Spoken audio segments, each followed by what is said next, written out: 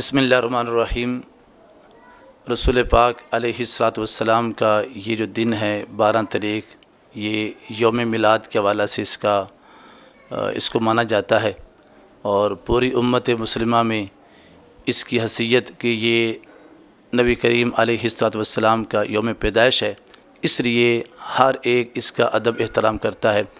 اور ہر ایک اس کو بڑے ہی احترام کی نگاہ سے دیکھتا ہے۔ جتنا ہو سکے وہ رسول پاک علیہ الصلاۃ والسلام کا ذکر پاک،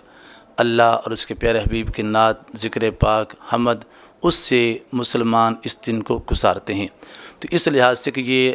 نبی پاک علیہ الصلاۃ والسلام کے یوم پیدائش ہے، اس لیے اس دن کی بہت زیادہ اہمیت ہے۔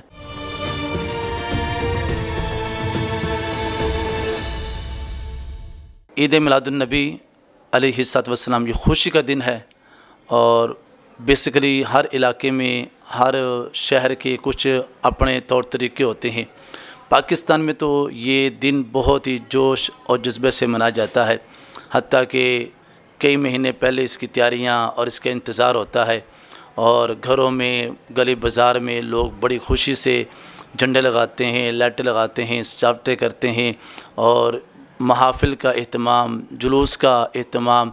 بلکہ پورا دن جو گزرتا ہے اس میں ایسے ہوتا ہے، صبح ٹائم میں لوگ شروع ہو جاتے ہیں، رات تک جلوس، محافل، جلسے ہوتے ہیں، پھر رات کو بھی سیرت کے موضوع پر، میلاد مصطفیٰ کے موضوع پر مختلف محافل کا اہتمام کیا جاتا ہے، جس میں جید علماء کرام، نامور قرہ حضرات اور نعت خوان احباب تشریف لاتے ہیں، اور رسول پاک علیہ الصلاۃ والسلام کی نعت یا آپ کی سیرت کے حوالہ سے یا آپ کے پیدائش کے حوالہ سے جو واقعات ان کو بیان کیا جاتا ہے، اور پاکستان میں یہ دن بڑا ہی خوبصورت طریقے سے منایا جاتا ہے۔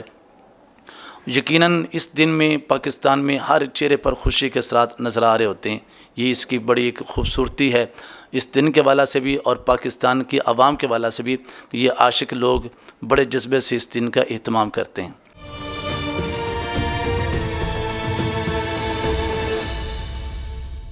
جو سب سے بڑا تاریخی واقعہ وہ تو رسول پاک کا یوم میلاد ہے، کہ اللہ تعالیٰ نے نبی پاک علیہ الصلاۃ والسلام کو اس دن پیدا فرمایا، یہ سب سے بڑا اہم۔ اور ویسے جو اور بھی اسلام میں اس کے کافی ایام، کافی واقعات ہیں، لیکن جو مشہور ہے وہ رسول پاک علیہ الصلاۃ والسلام کے یوم میلاد کے حوالہ سے اس دن کا اہتمام کیا جاتا ہے۔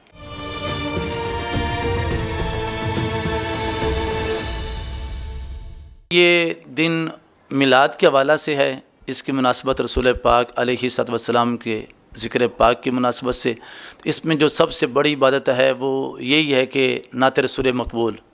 درود شریف، اور پھر عوام الناس میں تبرک کا اہتمام، صدقہ خیرات، غربا میں لنگر تقسیم کرنا، کھانا کھلانا، اپنے اعزا قارب میں یہ معاملات کیے جاتے ہیں۔ باقی ویسے جو ہے اسلام کی طرف سے کوئی مستقل پابندی سے کوئی عبادت کا حکم نہیں ہے، یہ سارے اعمال وہ ہیں جو ہم رسول پاک علیہ الصلاۃ والسلام کی محبت کی خوشی میں کرتے ہیں، آپ کا ذکر پاک یا آپ کے میلاد کی خوشی میں تبرک کا، کھانا کھلانے کا، غربا میں، احباب دوستوں میں یہ اہتمام کیا جاتا ہے۔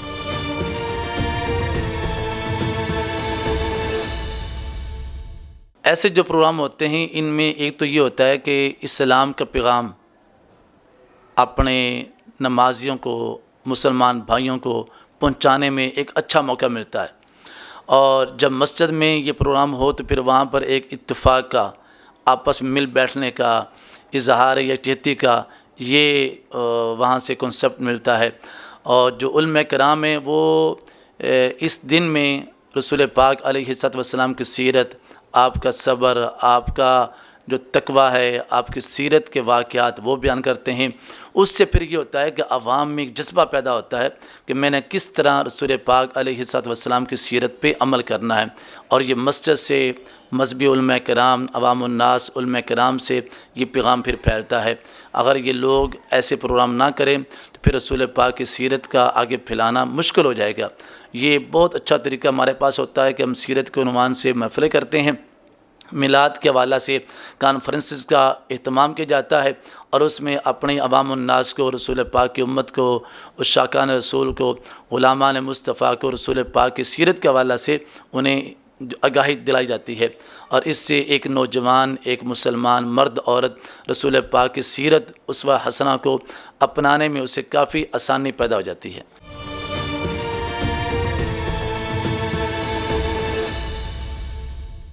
مختلف علاقوں کی صورتحال ہے۔ کچھ علاقوں میں تو یہ ہوتا ہے کہ یہ جلوس ٹانگوں پر بھی چلتا ہے، گاڑیوں پر بھی چلتا ہے، کچھ لوگ پیدل سفر کرتے ہیں، اور گلی بازار میں ہر طرف ایک آواز آتی ہے لبیک کے نعروں کی، تاجدار ختم نبوت کے نعروں کی، سرکار کی آمد مرحبا۔ باقی ہر شہر میں اس کے کچھ طریقے مختلف بھی لوگوں رکھے ہوئے ہیں، کہیں پر صبح ٹائم، کہیں پر شام ٹائم، کہیں پر دوپہر کے ٹائم، اس طرح باقی ہر علاقے میں ہر طرف مقصد ایک ہی ہوتا ہے کہ ہم نے ذکر مصطفیٰ کو بلند کرنا ہے، ذکر مصطفیٰ سے اپنے روح کو، اپنے ایمان کو تازگی دینی ہے، اس سے ایک فائدہ حاصل کرنا مقصود ہوتا ہے۔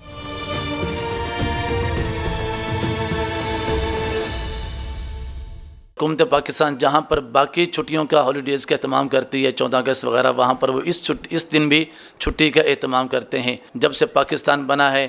عید میلاد النبی کی چھٹی آ رہی ہے، اور یہ قومی چھٹی کے طور پر اسے منایا جاتا ہے۔ جو پاکستان کے بڑے بڑے ادارے ہیں وہاں پر اس کا اجتماعی پروگرام ہوتا ہے، باقاعدہ سیرت کی کانفرنس ہوتی ہیں اسلام آباد میں، لاہور میں، پشاور میں، کوئٹہ میں، مختلف شہروں میں، کراچی میں، جو ہمارے بڑے بڑے شہر ہیں وہاں پر اعلیٰ مقام پر جو ہے نا وہ اس کا اہتمام ہوتا ہے، اور باقاعدہ جو ہماری گورنمنٹ ہے وہ اس میں اپنے حصہ شامل کرتی ہے۔ ابھی چند دن پہلے شاید آپ نے سنا ہوگا کہ لاہور میں گورنر ہاؤس میں میلاد پاک کی محفل کا، رسول پاک کے ذکر پاک کی محفل کا، سیرت کی محفل کا بہت بڑا اہتمام کیا گیا، اور وہاں پر گورنر صاحب نے اعلان کیا کہ دروازے کھلے ہیں گورنر ہاؤس کے، یہاں پر محفل ہوگی۔ تو اس سے یہ بات ملتی ہے کہ پاکستان کی گورنمنٹ بھی اس بات میں دلچسپی لیتی ہے، ہر ادارہ اور ہر صاحب ثروت اس میں اپنا حصہ ضرور شامل کرتا ہے، اور یہ اہلیان پاکستان کے لیے بہت ہی خوش نصیبی والی بات ہے کہ پاکستان میں اس دن میں چھٹی کا بھی اہتمام کیا جاتا ہے۔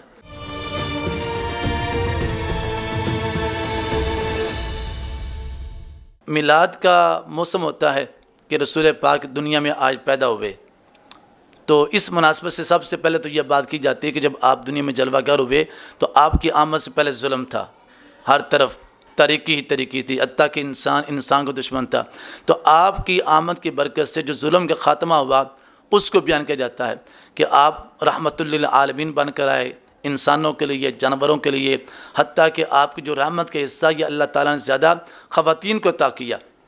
کس طرح کہ آپ کی آمد سے پہلے خواتین کی کوئی عزت نہیں تھی، رسول پاک کی آمد کے ساتھ اللہ تعالیٰ نے خواتین کو عزت دی کہ یہ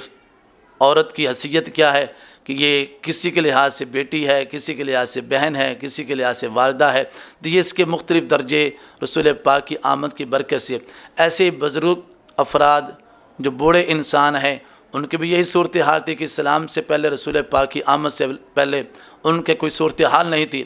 لوگ اپنے والدین کو بڑھاپے کی صورت میں گھروں سے باہر چھوڑ آتے، جنگلوں میں چھوڑ دیتے اور گھر سے باہر نکال دیتے، تو آپ کی آمد ہوئی تھی، انسان کو یہ بھی مقام ملا ماں باپ کو۔ تو میلاد پاک پر جو بہترین موضوع بیان کرنے والا ہے وہ ہے آپ کی رحمت للعالمین، کہ آپ رحمت للعالمین بن کے آئے، اور اس کے ساتھ ساتھ کائنات میں یہ چیزیں کہ ظلم کا خاتمہ ہوا، انسانیت کو فروغ ملا، پیار محبت، یہ موضوع بیان کرنے چاہیے۔ اور آپ کے سیرت کا جو ہر لمحہ ہے، ایک ایک گھڑی ہے، وہ بڑی خوبصورت ہے،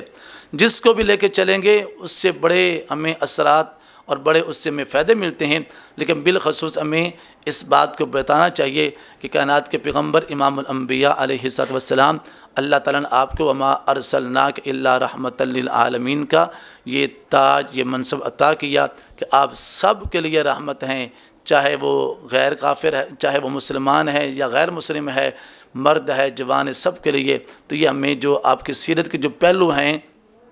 بالخصوص انسانیت کی محبت پر جو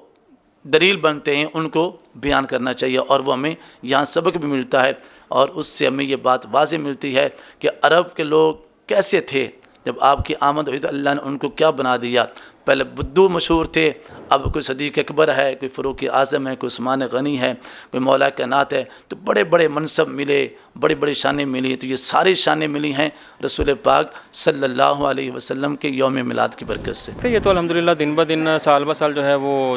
جوش و جذبہ جو ہے اور وہ بڑھتا جا رہا ہے جی. پہلے دی نسبت